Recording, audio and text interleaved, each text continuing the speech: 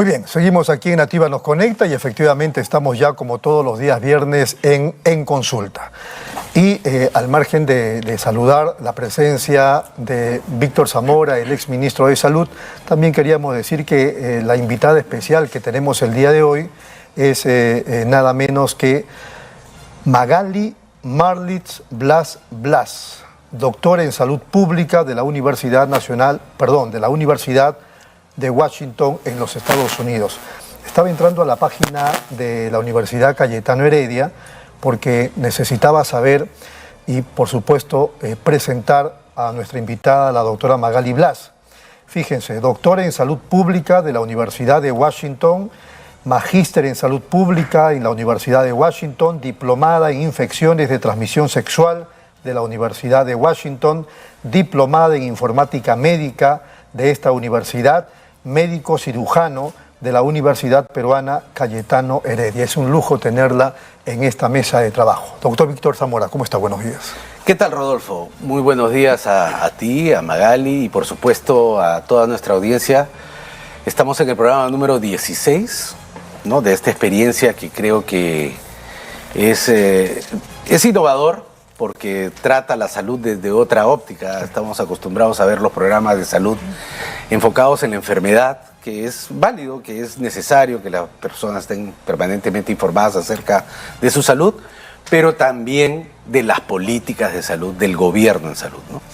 Y ciertamente esta semana es una semana difícil para el país, complicada para la política general, a los temas que ya hemos hablado de la recesión económica que vivimos, que se manifiesta ya en el desempleo abierto y la emigración, especialmente de los jóvenes, para buscar un mejor futuro.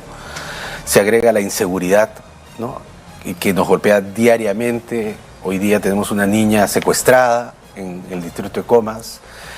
Nuestra solidaridad con la familia que vive este trance tan duro. El incremento de la pobreza. A todos esos elementos que nos golpean en la vida diaria se suma también en la vida diaria, pero nos parece lejanos, la ilegitimidad profunda del gobierno, ¿no?, que lo limita en su capacidad para ejercer justamente políticas públicas, y lo que estamos viendo el día de hoy, el secuestro de nuestra democracia por parte de agentes de diversa laya, ¿no?, que en búsqueda de la defensa de sus intereses particulares están debilitando terriblemente los pocos, magros, pero limitados desarrollos institucionales. Hoy día se ven en enorme riesgo. En ese terreno, la semana pasada, yo quiero resaltar dos elementos en salud, ¿no? Uno primero, un tema que hemos tratado, el devenir del colegio médico, de sus elecciones. Luego tuvieron que suspenderse. Tuvo que suspenderse. Hubo una intentona por parte de la actual directiva de mantenerse al frente de ese colegio por 6 meses, a pesar de que uno de sus directivos y candidatos se había prácticamente autoinculpado de haber estado en un intento abierto de fraude electoral. Vemos con felicidad, digamos, si vale la palabra, de que el Consejo Nacional de Decanos haya revertido ese intentona de prolongarse por 6 meses, le haya devuelto al Comité Electoral el control de las elecciones, y esperamos que éstas se manifiesten en unas elecciones lo más rápido posible, porque el daño reputacional es muy alto. Y en segundo lugar, llama la atención también el silencio ministerial ante las denuncias del pasado fin de semana en el programa Panorama, de que el secretario general del Ministerio de Salud haya sido designado por su amistad con el hermano de la presidenta y se haya minimizado los antecedentes de investigación en serios casos de penales en su historial. El ministro no se ha dado por enterado. No se ha dado por enterado, más bien se ha replegado en el silencio también en la gestión, porque a pesar de que hay noticias, creo que buenas para el sector, de haber incrementado el presupuesto, de haberse solucionado la huelga para bien de los trabajadores. El 13 levantaron la huelga. Efectivamente, el ministro ha preferido mantener un perfil bastante bajo, debido a que esta noticia, digamos, golpea en el centro de su propia gestión. Dicho esto, digamos que aparecería que el panorama general y del sector salud no es halagüeño. Y hemos querido invitar a Magali para que nos levante la esperanza, ¿no? De que hay cosas que en este país se hacen en distintos lugares y se hacen bien, ¿no? Magali Blas es profesora e investigadora de la Universidad Peruana Cayetano Heredia, dirige un proyecto muy exitoso que se denomina Mamás del Río, que busca mejorar básicamente la salud materna y la salud de los recién nacidos que nacen en condiciones muy precarias, básicamente en domicilio. Ella nos explicará en detalle los avances, los logros. Y debido justamente a esos logros en Perú y expandiéndose hacia Colombia, la doctora Magali Blas ha sido considerada una de las personas más influyentes, una de las mujeres más poderosas del país según la revista Forbes. Pero queremos acá resaltar su trabajo científico, su trabajo como médica, su trabajo en estas comunidades. Bienvenida, Magali. Cuéntanos un poco más en detalle en qué consiste Mamás del Río. Bueno, muchísimas gracias por la invitación. Es un placer estar aquí en este programa. Mamás del Río es una iniciativa que nace en el 2015 dentro de la Universidad Peruana Cayetano Heredia, y lo que busca es mejorar la salud de mamás y bebés en áreas rurales, remotas e indígenas de la Amazonía, inicialmente peruana y ahora estamos en la Amazonía colombiana, que son áreas donde ni el Estado ni las instituciones privadas llegan. De hecho, trabajamos en comunidades que no tienen acceso a agua potable, luz ni desagüe, y las mamás y sus bebés tienen que viajar horas por río en una canoa de manera inestable para poder llegar a un establecimiento de salud que no tiene las condiciones básicas para operar, ni siquiera puede manejar emergencias y tampoco hay personal capacitado ni con pertinencia cultural. La buena noticia que quiero darles el día de hoy es que acabamos de sacar la publicación científica que evalúa el efecto de este programa. Pero primero, ¿qué hacemos en Mamás del Río? En Mamás del Río lo que hacemos es formar capacidades en las comunidades. Y entrenamos a agentes comunitarios de salud, que son personas de la comunidad elegidas en una asamblea y que las representan, para que puedan hacer visitas a las casas de las mamás y los bebés, dando mensajes que promuevan la salud y prevengan enfermedades, adaptadas toda la comunicación al entorno cultural de su población. Y no solo entrenamos a agentes comunitarios, sino también a parteras, personal de salud, y hacemos sensibilización periódica a toda la comunidad para que ellos puedan velar por la salud de las mamás y los bebés. Ahora, lo innovador del programa es que a los agentes comunitarios les damos una tableta con la cual ellos muestran contenido educativo en la forma de videos, por ejemplo, que han sido co-creados con la comunidad y que recogen sus propias historias y que gracias a la tecnología se expanden por kilómetros y kilómetros de río. Y también a través de la tableta colectan información de salud que muchas veces no tiene el Ministerio de Salud ni los gobiernos regionales, porque la mayoría de mujeres, el 65%, da a luz en su casa y solo el 8% de bebés tienen un control en el nacimiento en un establecimiento de salud.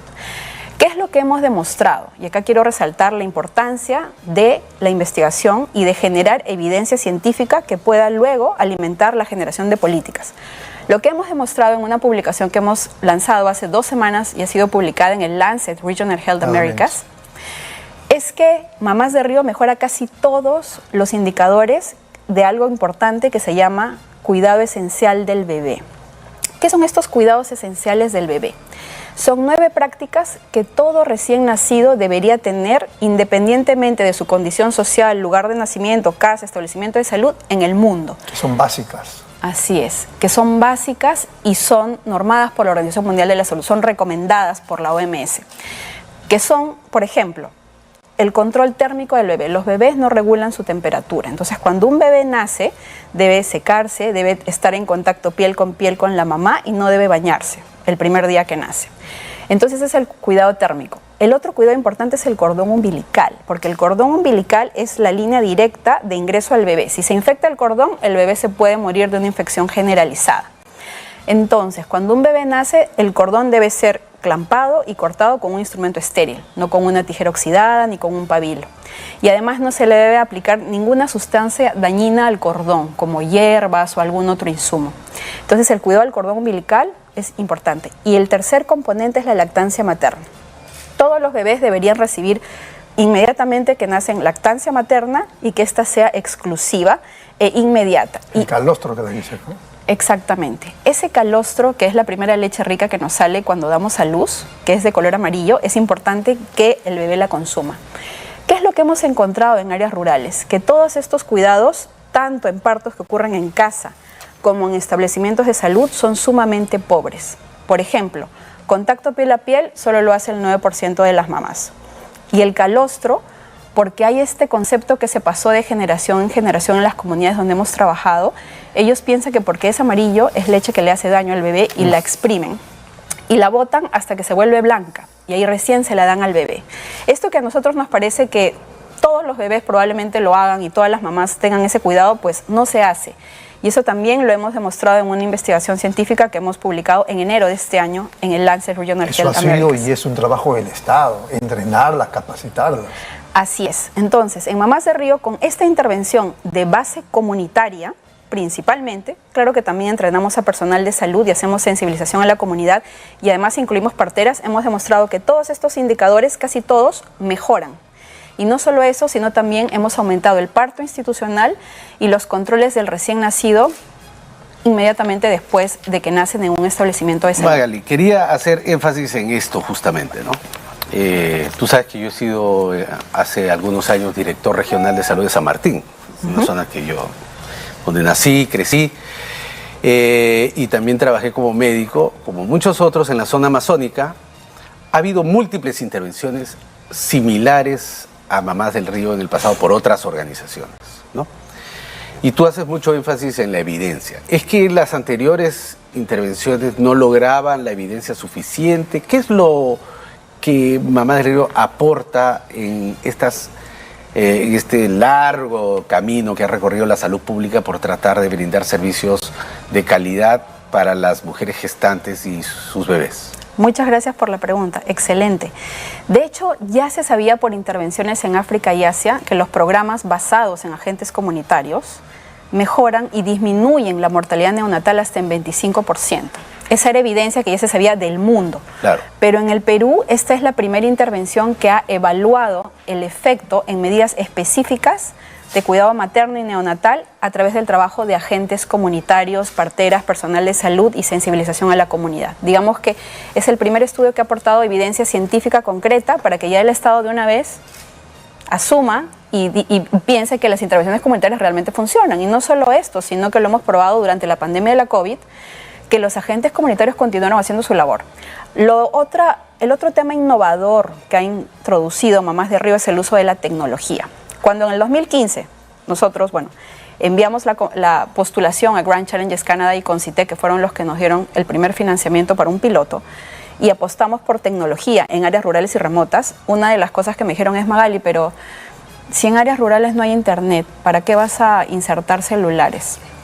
Bueno, nosotros hemos probado a lo largo de todo el programa que esto ha funcionado excelentemente. De hecho, en el piloto los agentes pudieron introducir la tecnología y la tecnología nos permite hacer muchas cosas y este probablemente sea uno de los pocos programas, si no diría el único, que ha introducido tecnología y la ha puesto en la mano de los que realmente pueden hacer un cambio en la salud en áreas rurales y remotas, que son los agentes comunitarios, porque son los únicos que están ahí, para poder cambiar el comportamiento. ¿Y cómo la tecnología cambia el comportamiento?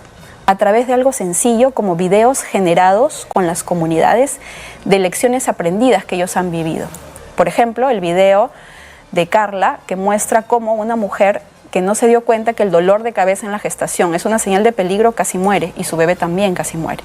Esto introducido en una tableta es un elemento de comunicación súper poderoso. Una suerte de tutoriales, más o menos, ¿no? Sí, y es un video de una historia. Son narraciones.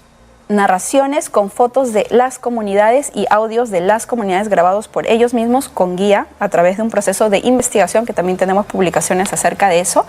Y entonces esto genera un cambio de comportamiento importante porque cuando lo ponemos en las comunidades, de hecho tuvimos varias gestantes que reportaron: oye, pero yo tengo también dolor de cabeza, y eso se lo dijeron al agente comunitario. Fueron al establecimiento de salud y tenían presión alta y algunas fueron referidas, es decir, se salvan vidas a través de esto y se recoge información también de salud. Y ahora tenemos una etapa muy interesante que la llamamos, el programa se llama Mamás de la Frontera, que es como se llama el programa, Mamás de Río en la frontera de Perú con Colombia, donde el agente comunitario no solo va a referir gestantes a los establecimientos de salud, ya hemos probado que hemos aumentado 10% el parto institucional, sino también va a referir a las gestantes a estos barcos grandes que transportan varios servicios del Estado, que son las plataformas itinerantes de acción social también del MIDIS, y también al programa Juntos. Entonces va a ser un agente articulador entre la comunidad y los programas sociales del gobierno que operan en áreas rurales. Muy bien, vamos a ir un ratito a la pausa, claro que ¿me parece? Y regresamos para seguir conversando aquí en Consulta con Magali Blas. Volvemos.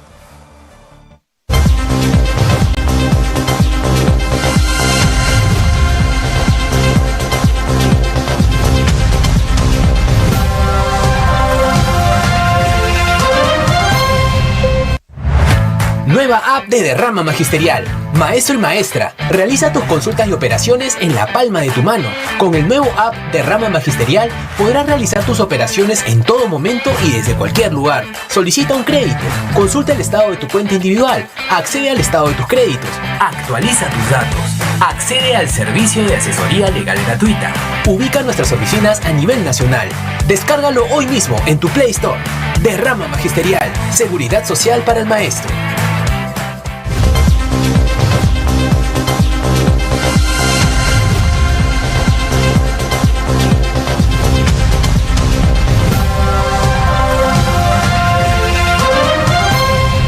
Seguimos en Consulta, estamos conversando con Magali Marlich Blas, doctora en Salud Pública de la Universidad de Washington en Estados Unidos, a propósito de Mamás del Río, que ya lo ha descrito y muy bien. Doctor Víctor Zamora. Sí, bueno, interesantísimo saber no solamente del acopio de datos que permiten darle sustento a una futura política pública basada en evidencias, sino de la introducción de la tecnología y cómo ésta puede acelerar los procesos, ¿no? También ha llamado mi atención de que durante el proceso de desarrollo de este proyecto, que ya tiene 7 años, 6... 8 años. 8 años, ¿no? Se ha ido dotando de aliados. Dentro de tu relato has mencionado, por ejemplo, el Ministerio de Relaciones Exteriores, que permite 2 Ministerios de Relaciones Exteriores, el de Colombia también, para poder abordar el tema de las fronteras. También has mencionado al MIDIS a través de sus plataformas de las PIAs, ¿no? Y los tambos también, y los que siempre nos tambos apoyan. Y el programa Juntos. Llama la atención, también las ausencias son notorias. El Ministerio de Salud, ¿cuál es la reacción del Ministerio de Salud frente a los avances y progresos de este proyecto? ¿O del gobierno regional? El Ministerio de Salud ha mostrado interés en varias de sus fases, y acá quiero compartir la gran frustración que creo que no solo yo, sino muchas organizaciones que tratan de buscar que la evidencia se implemente en política pública, que es la gran inestabilidad que hay en los diversos ministerios, y acá quiero resaltar al Ministerio de Salud, porque, por ejemplo, te doy un ejemplo. Cuando estuve trabajando en Mamás de la Frontera para la implementación en Colombia, la misma persona, que es la doctora Mónica Castro, de Protección Social, con la que vengo trabajando 5 años, se mantiene hasta ahora en su puesto, y con ella hemos lanzado la fase 1 de Mamás de la Frontera y hace un mes la fase 2 de Mamás de la Frontera. Sin embargo, el análogo de Mónica Castro habrán sido como 8 personas a lo largo del Ministerio de Salud que han cambiado de puestos. Entonces, buscar sostenibilidad, tratar de buscar que la evidencia se inserte en políticas con un ministerio tan inestable es sumamente complicado y es todo un reto. Claro, una cosa es la inestabilidad, pero también otra cosa puede ser la posición que toma una institución tan medicalizada como es el Ministerio de Salud con relación a la actividad de los agentes comunitarios. Esa siempre ha sido un debate en la salud pública y en las políticas públicas. Trasladar a los agentes comunitarios responsabilidades que les son o de la institución o de ciertos profesionales. Entonces hay una resistencia pasiva o a veces activa de los profesionales a que el agente comunitario tenga muchos roles en la acción curativa o reparativa o la acción de salud. Fíjate que en este caso esa no ha sido la razón, porque varias veces, por lo menos 2, hemos estado cerca de lograr que haya una implementación, pero ha habido un cambio. Entonces, por ejemplo, con el director de salud materna y neonatal estuvimos sumamente cerca, luego lo cambiaron.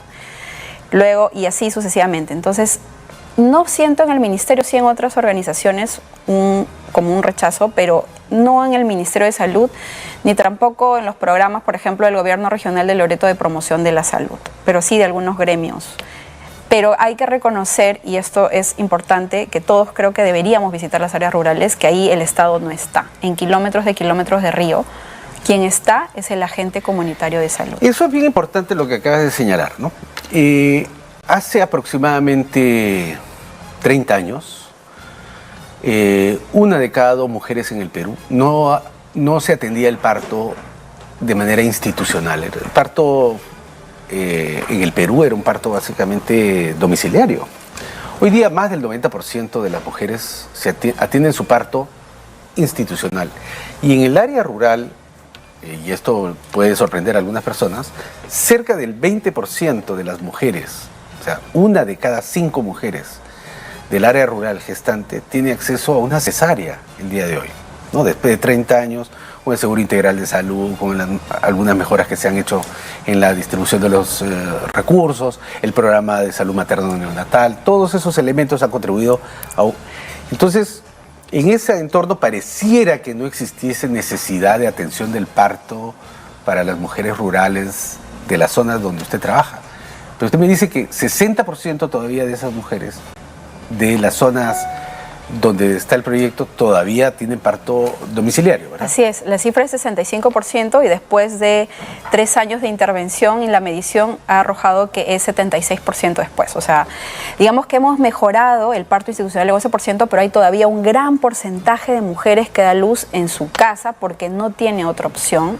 No solo eso, sino que no existe pertinencia cultural tampoco en los establecimientos de salud. Entonces es mucho, y yo los invito a visitar áreas rurales, son centros de salud que no tienen agua potable, no tienen luz, no tienen desagüe, muchas veces tienen instrumentos oxidados. Entonces, ¿cuál es la seguridad? Nosotros lo que hacemos es entrenar al agente comunitario para que pregunte a la mujer si va a dar a luz en su casa o en un establecimiento de salud, y si ella dice que va a dar a luz en su casa, la preparamos para un parto limpio en su casa.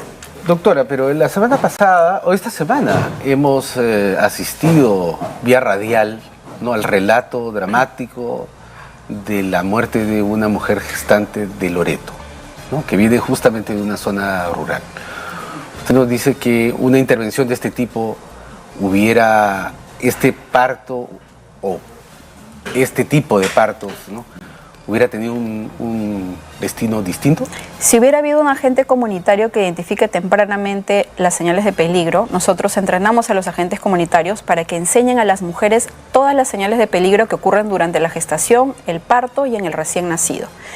Si hubiera habido un agente comunitario que nosotros consideramos que es como un radar de la comunidad, sí, es probable que esa muerte se hubiera evitado. Por eso es que en programas y en lugares rurales y remotos, de todas maneras se necesita un programa con base comunitaria. Tienes que entrenar a la comunidad para que pueda referir tempranamente y no haya esta demora en decidir si voy o no al establecimiento de salud. Y no solo entrenar al agente comunitario, sino también sensibilizar a toda la comunidad, porque como siempre lo digo, si yo estoy sangrando, embarazada en una comunidad, quien va a decidir si voy o no al establecimiento de salud no soy yo, va a ser mi pareja o el líder de la comunidad. Por eso es que es importante trabajar en todos estos componentes. Una pregunta antes, sí. Rodolfo. La doctora se proyecta, digamos, a partir de una experiencia local hacia una política nacional. ¿Cuáles serían las principales recomendaciones a partir de la experiencia de 8 años de trabajo ahí, en términos de política pública? ¿Qué es lo que se haría en esto? O usted, si estuviera en la posición de tomar una decisión nacional, ¿qué decisión tomaría? Yo incorporaría a los agentes comunitarios, sobre todo de áreas rurales y dispersas, en el sistema de salud del país.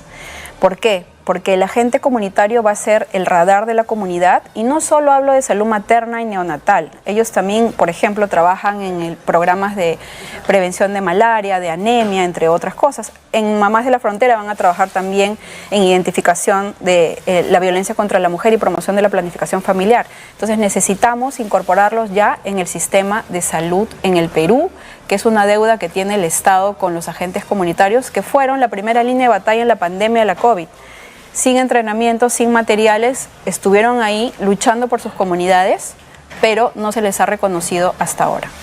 Bueno, es básico el entrenamiento y la capacitación en estos contextos, ¿no? Y la conexión con el sistema regular, ¿no? Que la expansión hasta esas zonas necesita de intervenciones innovadoras como las que Mamá del Río hoy día nos ha presentado. Ahorita el agente comunitario es solo voluntario, entonces el Estado lo entrena cuando hay presupuesto, luego se olvida de ellos un año, 2, y luego vuelve a haber presupuesto y los entrenan en otro tema de repente, pero no hay una supervisión continua, ni un entrenamiento continuo, ni reconocimiento del agente comunitario en nuestro país. Muy bien. Se terminó el programa, nos tenemos que ir. Sí, efectivamente. Doctor, ha sido muy amable. Muchas gracias por su gentileza de estar en esta mesa. Doctor Víctor Zamora. Bueno, muchísimas gracias, Rodolfo, por el espacio. Estamos terminando este año. Creo que para mí ha sido una experiencia extraordinaria tener esta posibilidad y esperamos poder...